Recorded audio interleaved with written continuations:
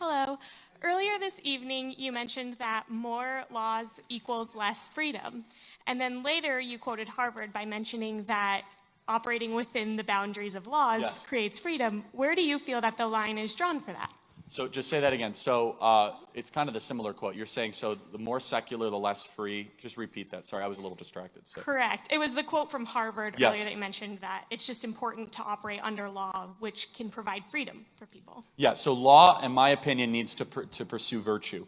I'll give you a great example, right? Here's just like an easy one.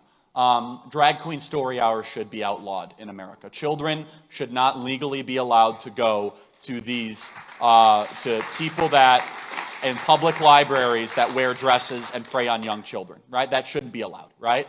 I'll give you another example. It should be illegal to have pornographic sexual education curriculum for children in high school and below. It should be illegal, right?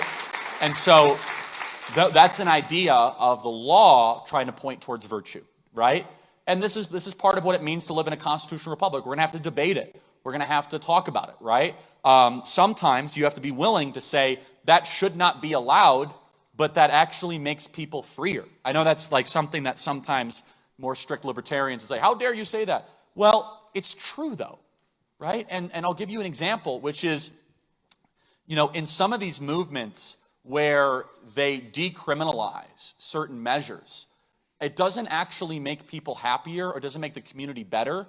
I'll give you one example. It's not exactly popular with young people, I don't care, which is the legalization of marijuana. I'm totally against it, right? I think it's a false flag. I think it's ridiculous.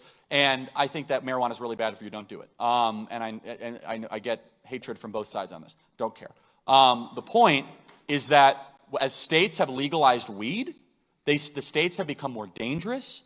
More children are doing it. They become more suicidal. So the question is, do we actually want to move? Is that us actually becoming more free, or this kind of false freedom that actually is a gateway drug, which it is, to something that actually isn't? So I hope that's somewhat helpful, but these are some things that I think we should try to draw the line on. So thank you. This will be the final question. Thank you.